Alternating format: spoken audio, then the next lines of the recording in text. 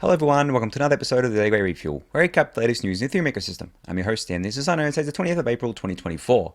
Alright everyone, let's get into it. So apologies again for missing yesterday's episode, everyone. I know I have been terrible this week with the refuels. This will be the third, refuel of the week, but it's happening on a Saturday. So I did miss 3 days last week. So once again, apologies for that. But I figured that this might be the perfect time to offer a bit of a further explanation as to why I've been away and why maybe, I guess, there's been more refuels over the last couple of months than there usually has been. So for this week in particular, it was a bit worse because I just been feeling very, very run down, very tired, a little bit sick. I didn't really get sick, like proper sick, but I felt a little bit sick, had a sore throat. So I figured, there was no point doing a refuel if I felt like that because I couldn't bring my A game, so to speak. But I did want to talk a bit more broadly about this. So you can skip ahead. There's timestamps obviously on the video. So if you don't want to hear this little spiel, you can skip ahead. But I'm going to spend a couple of minutes just explaining kind of where I am at right now, my position, I guess, like within crypto right now. I've been talking a little bit about it in the Daily Gwei Discord channel,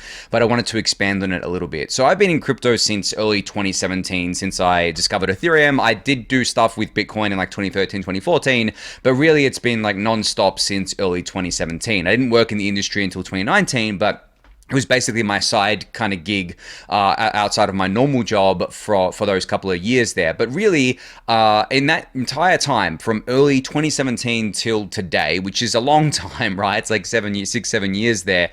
I haven't really ever taken a proper break. Like people say, oh, well, going on a holiday is taking a break, or going away is taking a break, or going, outside of the home is taking a break. But for me, like it hasn't been, because what happens is that I'll go away somewhere, I'll go on a holiday, but I'll still have my phone on me, right? I'll still have my laptop on me, and I'll still be doing crypto things. I'll still be thinking about crypto. I'll still be going on Twitter. I'll still be going on Discord. I'll still be talking to people about crypto, day in, day out. There wouldn't be a break. And, the funny thing is, for as long as I can remember, every single day since I have woken up, since probably as far back as I can remember, maybe 2017, maybe a bit later than that, the first thing I do in the morning, which is really bad, but the first thing I do when I wake up is I check my phone, and I don't just like check my phone for important notifications or anything. What I check my phone is I go on Twitter, I go on Discord, I start reading all this stuff. So immediately, literally just as I wake up, before I've even had breakfast or a coffee or anything, I'm straight into it. So I don't even give myself time to like kind of wake up there or a break from there. It's like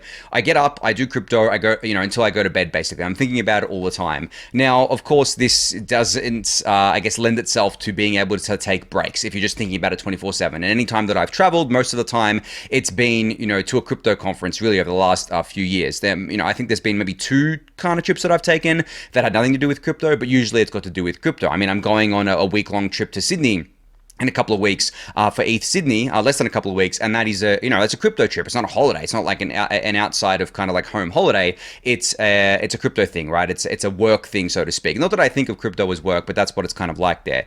So all of this is to say is that like I think it's finally kind of caught up with me in a very real way, where essentially my kind of like mental capacity and physical capacity to be involved with crypto as much as I have in the past is finally at its breaking point. I think I really do need to start taking proper breaks, not just from crypto, but from like the digital world generally, because I spend so much time at a computer, so much time in front of my phone, and I'm going to make a concerted effort to do that going forward. Now, I don't know when that's going to be. I feel like in the future, sometime in the future, I should say, I'm going to take a hard break from crypto. And I'm not talking about like taking a week off the refuel and still being on Twitter, still being on Discord. I'm talking about like a full cold turkey kind of, hey, like I'm not going to be around for a week. No, I'm not dead. I'm just like not around. I'm not contactable for all my crypto kind of friends and all that. So that'll be something that happens in the future. I don't know when, sometime soon probably, because I think I feel like I need it. But yeah, that's a big reason I think over the last couple of months especially that I've been missing refuels, just that I get burnt out pretty much like every day, and I feel like I'm running on fumes there. But enough on that. I don't want to spend the whole episode talking about that, but I figured it was worth explaining myself to you guys because you guys have been my loyal followers for such a long time now. I mean, I've done over 750 refuel episodes, not to mention all the time I spend talking to you guys in Discord and on Twitter and on Firecaster and everywhere else. This really is my life, and I really do appreciate each and every one of you for tuning in every day, listening on the podcast, watching the video, talking in the Discord channel. Like, I love it, but at the same time, like, it doesn't matter how much you love something. If it becomes something that encapsulates your whole life and you feel like you need to take a break from, that's kind of what happens from that perspective there. So yeah, I'll keep you guys updated on when I do take that kind of hard break there. But yeah, for now, I'm still around. I'm still going to be here. Hopefully no rug fuels next week. But as I said, I am heading to Sydney, so there will not be a refuel on May 1st, 2nd, or 3rd, which is Wednesday, Thursday, Friday, not next week, the week after. So yeah, there won't be refuels on those dates, and I'll be back that following Monday, which I believe is like the 8th or something, or the 9th. I'm just checking on my calendar here. No, it's the 6th actually. Yeah, sorry, I was getting ahead of myself. So Monday the 6th is when I'll be back, but I'll be away. I won't be doing a refuel on the 1st, 2nd, and 3rd of May there. But anyway, I am doing a refuel today, and I just noticed I'm on the wrong first tab. So this is the first tab that I wanted to talk about, which was something, I don't know if I'd say this is related to the ETH ETF, but I'm going to put my tinfoil hat on a little bit here and discuss a little bit about the SEC generally here. So Eleanor Terrett here, who is a journalist at Fox Business, who I've talked about before on the refuel, she shared this kind of thing on Twitter, that one of the SEC's commissioners, so just a refresher here, there are 5 commissioners as part of the SEC with a chief commissioner, that is Gary Gensler. 3 of them are Democrats, Gensler being one, the other 2, the chief Gensler obviously being a Democrat, the other 2 being Democrats as well, and then there are 2 Republicans. Now, of course, we know that this means that basically the Democrats have control of the SEC because they have the tiebreaker vote, because anytime that these commissioners have to vote on anything, it is a 3-2, right? Because obviously the Democrats are going to vote together and the Republicans are going to vote together. That's just how US politics works, unfortunately. Like, it's so, divided. It's so kind of binary.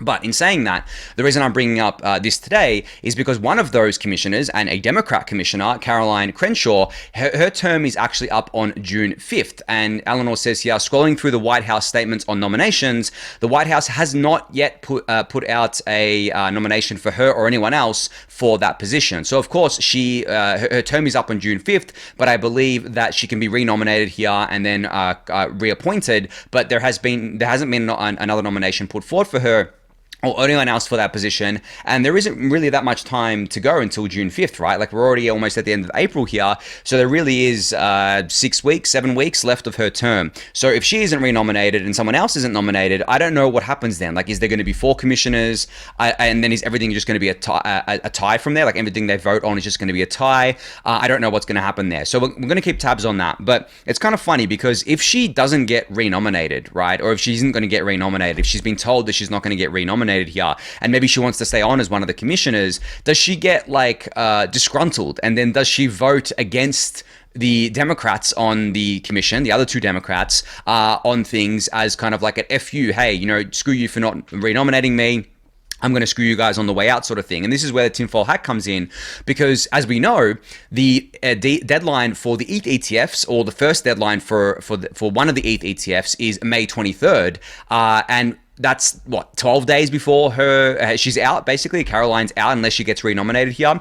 So if she doesn't get renominated, does she break rank with the other Democrats and vote for the ETH ETFs to get approved on May 23rd, just as like an FU? And now I know, as I said, like, this is full tinfoil hat theory here, but that was something that kind of I thought about when I looked at this. I'm like, the timing here is suspect. But to bring us back to reality here and to take the tinfoil hat off, I think that, even if she was to vote to approve these things, then it would still probably be a while for them to go live for trading if none of the paperwork had been done. So this is another angle that I don't think I've talked about before. And from my understanding, this is actually something that can happen. Basically, the ETH ETFs could get approved on May 23rd, but if none of the paperwork had been done, then they're not going to be going up for trading for a while, basically. They have to go through all the paperwork, have to go through everything else. But from my understanding, they could get an approval on May 23rd still, even if the paperwork hadn't been filed there. But again, wrapping this back to what I've been saying for the past few months, I hate how much speculation there is on this. I hate how we've heard absolutely nothing from the SEC, nothing from the issuers. All we're doing is speculating on things, and we're getting so close to the deadline now, guys. I mean, what is it? It's May 20th here.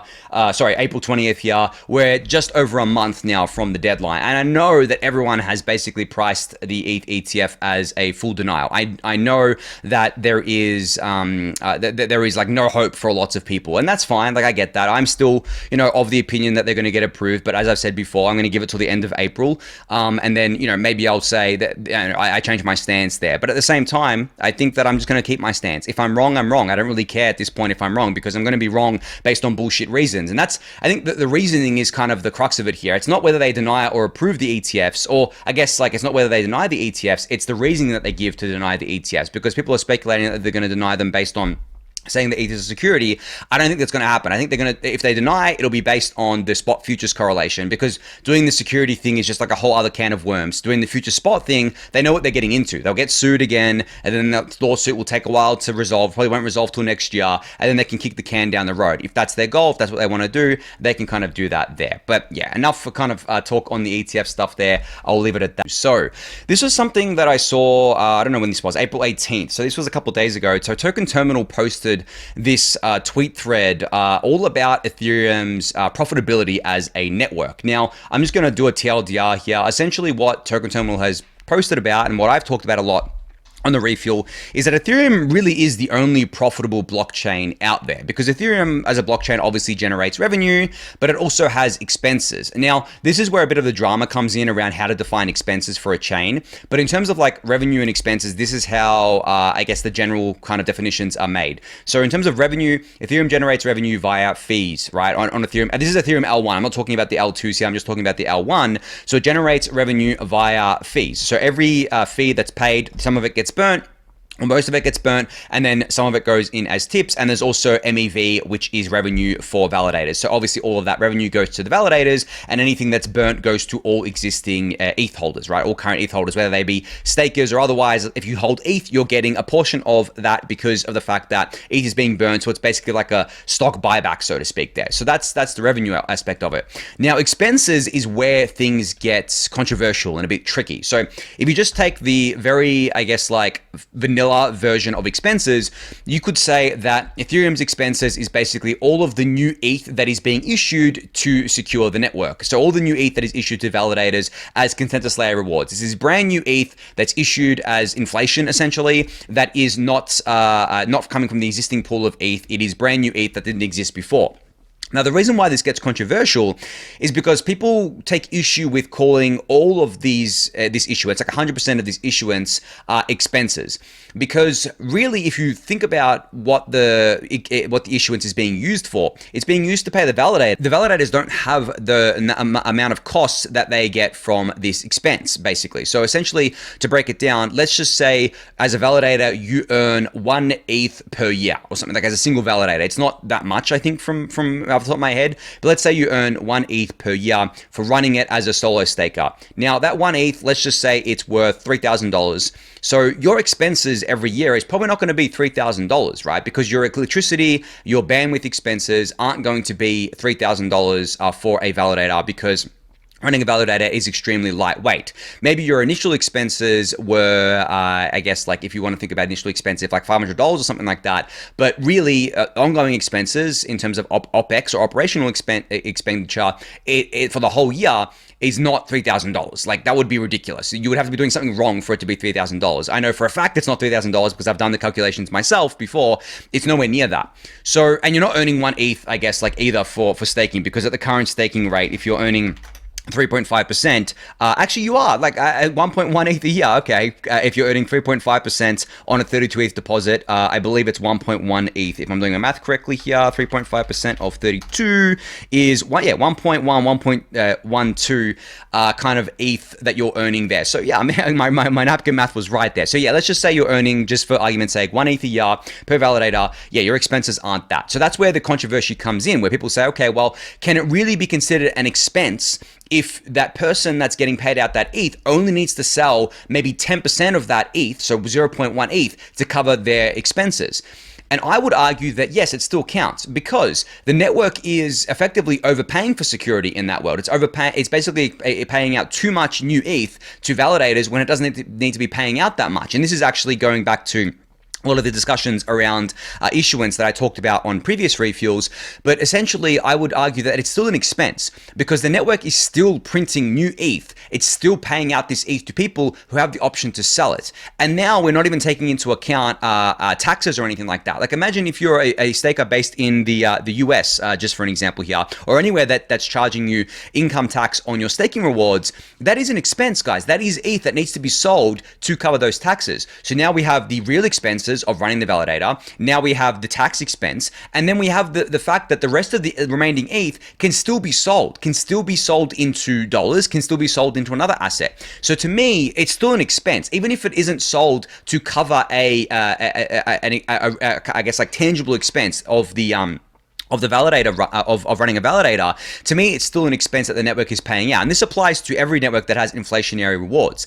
Now, of course, it's different for proof of stake as it is for proof of work. So this is where the term structural sell pressure comes into things, where essentially this is basically impossible to quantify, but you can make the argument that because something like a proof of work network, it uses it uses lots of energy. It uses a lot of mining machines. It's very expensive to set up. It's got way higher expenses than proof of stake network does. You can make the argument that near 100% of all of the rewards paid out to proof of work miners. So let's just take Bitcoin for example. Near 100% of all BTC paid to miners is sold to cover those costs, and they inch out like a few percentage profit or something like that. Let's just say their profit margins on average over many years. I'm not talking about like day to day. I'm talking about like averaged out over many years. Let's just say their profit margin is 5%, right? So 95% of the new BTC that's being issued is being sold to cover expenses, and then 5% is a profit there, which they need to realize anyway. So they can keep it in BTC, but if they want to realize that profit, if they think, let's just say they think the market is too hot and BTC is at like 150K, and they're thinking, okay, well, this is going to be the top for BTC. I'm going to sell what I've got here. Then that becomes structural sell pressure, right? So the same is true for a proof of stake network. Just because you're paying out this stuff and only a little bit is being used to cover the expenses of the chain, right?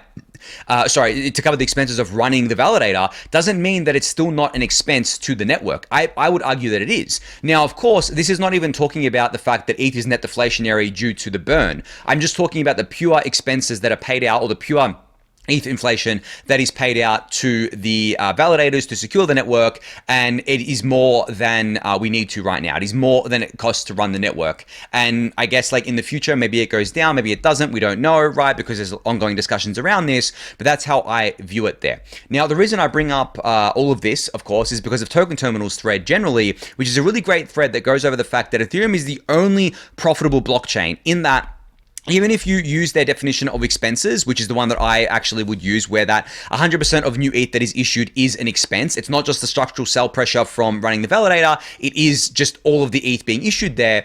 As I said, ETH is net deflationary, which means it is profitable. It is taking in more revenue than it is expanding in expenses, in basically new ETH issuance. It is generating more in revenue via fees than it is issuing in expenses there. And that's why we say ETH is net deflationary, and Ethereum as a network is profitable, and it is the only profitable chain in crypto by far. Like nothing else even comes close to it. And I'm not talking about L2s, guys. I'm talking about L1 chains, because L2s are able to achieve profitability a lot easier than an L1 because they don't need to pay out a token to secure themselves, because they're just piggybacking off of L1.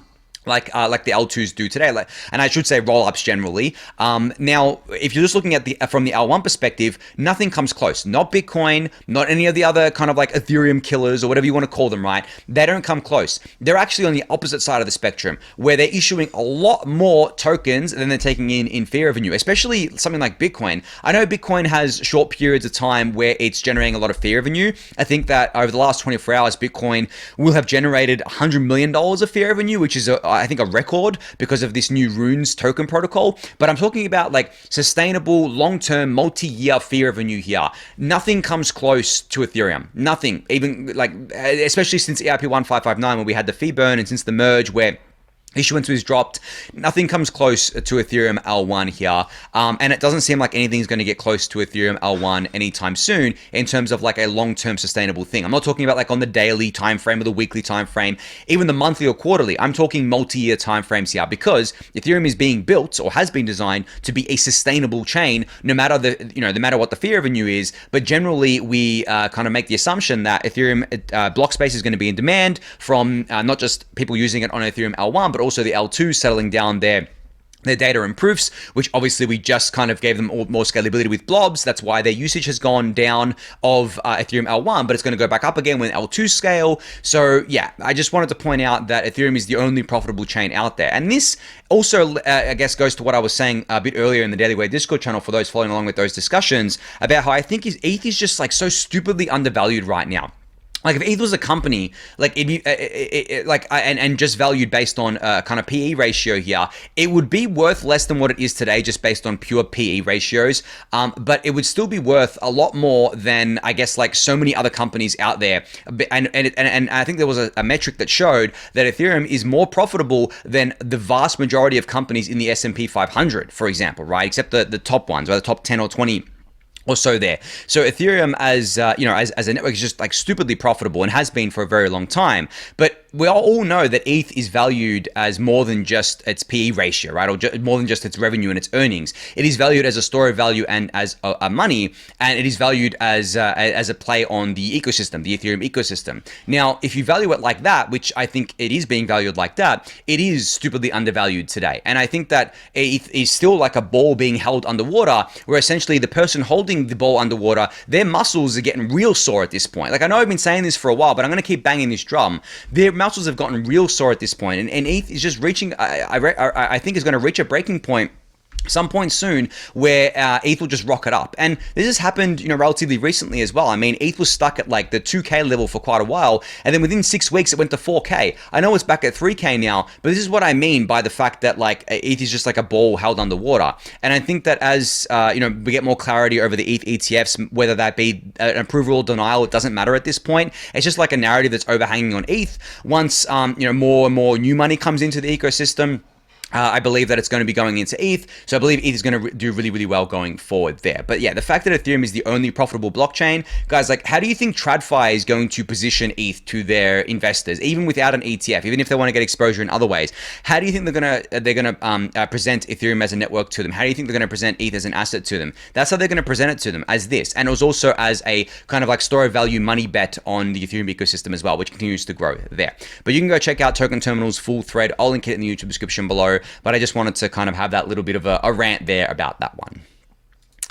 All right, so there was an update from ETH Panda Ops over, I guess, like the weekend. Yes, this was yesterday. So they say here, our newest blog post introduces something called Assertor, which is a new end-to-end cross-client integration testing tool that operates at a higher abstraction level than Hive. So you can check it out, how it works, and how the ETH Panda DevOps team is using it to do automated testing on full-scale Ethereum testnets. So if you ever wanted to get more of a peek into how the Ethereum Foundation specifically does, I guess, like, or the Ethereum core developers and researchers do DevOps, this kind of stuff is where you'll get that information from. Now, this is one for, I guess, like the DevOps people out there and the developer people out there. You can go check this out. I'll link it in the YouTube description below. But I just wanted to put it on your radar because I thought it was quite interesting and quite an interesting, little bit technical read, but definitely go give it a read if you haven't yet. All right, so Puffer has their mainnet rush, which is now live. So you can dive in to earn 5 times Puffer points and Eigenlayer points with your STETH or wrapped STETH deposits. They want to keep the momentum going for a decentralized Ethereum, and you can access this at quest.puffer.fi. And I know you've got like all these opportunities right now to kind of farm these points, whether they be like Eigenlayer points or Puffer points or EtherFi or Swell or Renzo or other kind of ones. There's so many out there right now. It's kind of hard to pick it, I think.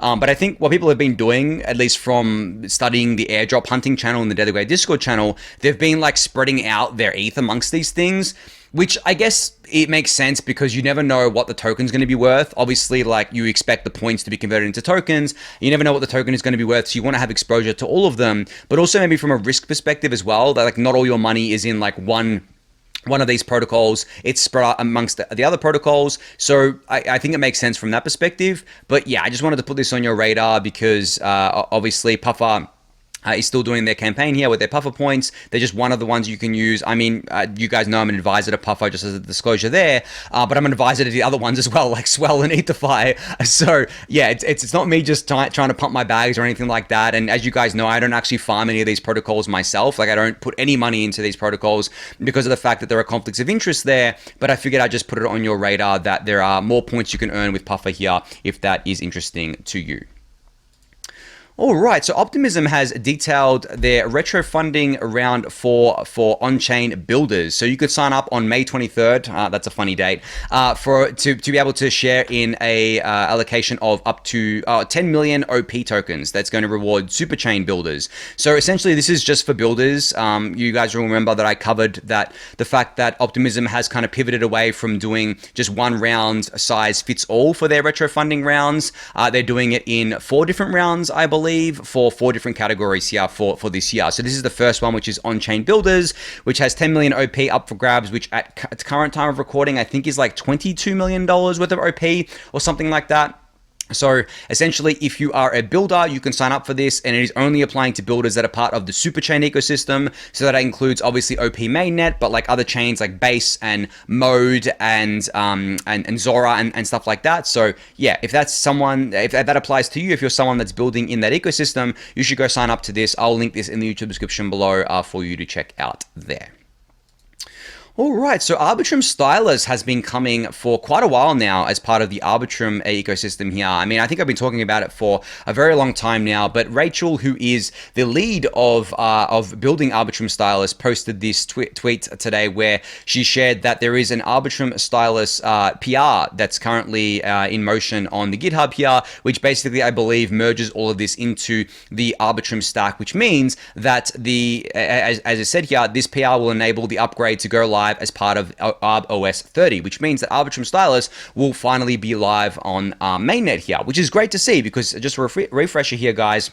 Arbitrum Stylus aims to substantially reduce gas costs on the Arbitrum 1 chains and I believe Arbitrum Nova chains, and really all Orbit chains, I think, is the goal here, as well as making it more expressive so that people that want to code their smart contracts in things like Rust and C++ can do that and still compile it down to EVM. So a lot of really cool stuff for developers coming here, but also for users because there's going to be huge cost reductions here for the Arbitrum ecosystem based on that, because they're able to get more bang for your buck when it comes to gas by coding in languages other than Solidity here. So yeah, I just wanted to say that that's coming soon. Get excited. I know I am. I really want to see this kind of ecosystem flourish, and I really want to see what people do with Arbitrum Stylus.